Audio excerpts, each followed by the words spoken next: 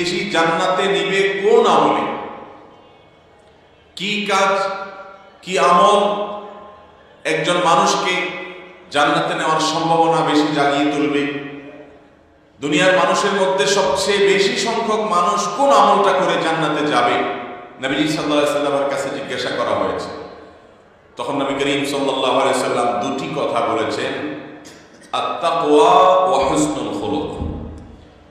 দুটি বিষয়, দুটি আমল আছে, দুটি গুণ এবং যোগ্যতা আছে। এই দুটি যদি কেউ অর্জন করতে পারে তাহলে তার জান্নাতে যাওয়ার সম্ভাবনা অনেক জোরালো হবে, তার জান্নাতে যাওয়ার সম্ভাবনা সবচেয়ে বেশি তৈরি হবে, এবং দুনিয়ার মানুষকে, যারা জান্নাতে যাবে তাদের মধ্যে বেশিরভাগ মানুষকে জান্নাতে নিবে এই দুটি আমল। তার প্রথমটি হলো তাকওয়াল্লাহ, আল্লাহর তাকওয়া যদি কারোর অন্তরে ধারণ করতে পারেন।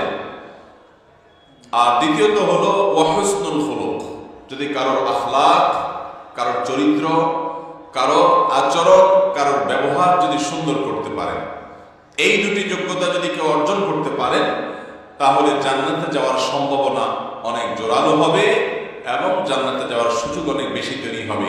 এই দুটি আমলই দুনিয়াতে যত মানুষ এসেছে, আসবে, সব মানুষের মধ্যে যারা জান্নাতে যাবে তাদের মধ্যে এই দুটি যোগ্যতা অবশ্যই থাকবে, এবং এই দুটি যোগ্যতাই তাদের জান্নাতে যাওয়ার পথকে, বেশিরভাগ মানুষের জান্নাতের পথকে সুগম করে তুলবে।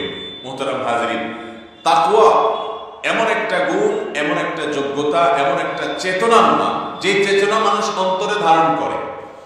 এই চেতনা হলো আল্লাহ ভীতি, এটা হলো আল্লাহ রাব্বুল আলামিনের ভয়কে অন্তরে জাগ্রত করা। আল্লাহ রাব্বুল আলামিনের ভয়কে যদি অন্তরে জাগ্রত করা হয়, তার ফলশ্রুতিতে একজন মানুষ দুনিয়ার যে কোনো মন্দ কাজ করার আগে 10 বার ভাবে যে দুনিয়ার কোনো মানুষ দেখুক আর না দেখুক, আরশে আজিমের মালিক তো ঠিকই দেখছেন। এই জন্য সে কাজের ধারে কাছেও যায় না। যেই কোনো ভালো কাজ করার আগে তিনি চিন্তা করেন, আমি কেন করছি? আমি শুধু আল্লাহকে খুশি করার জন্যই করছি।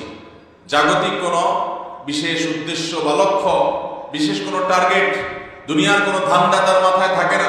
থাকলেও সে সেটাকে দূর করে দেয়, শুধুমাত্র আল্লাহর সন্তুষ্টির জন্য সে ভালো কাজটাকে করে। এই চেতনার নাম হলো তাকওয়া। তাকওয়া হলো অন্তরে থাকা একটা সুপ্ত চেতনা।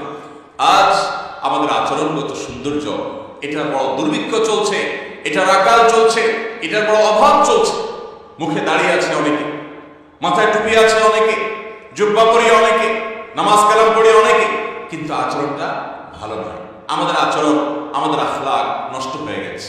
অতএব জান্নাতে যেতে হলে নবী সাল্লাল্লাহু আলাইহি ওয়াসাল্লামের এই হাদিসের ভাষ্য অনুযায়ী সবচেয়ে বেশি সংখ্যক মানুষকে জান্নাতে নেবে এই সুন্দর আচরণ। সুন্দর আচরণ মানে শুধু মিষ্টি মিষ্টি কথা নয়।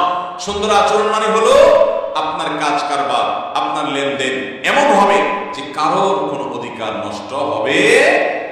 আল্লাহ তাআলা আমাদের সবাইকে সর্বোত্তম আচরণওয়ালা মুসলমান হওয়ার তৌফিক দান। চেষ্টা করব না ইনশাআল্লাহ।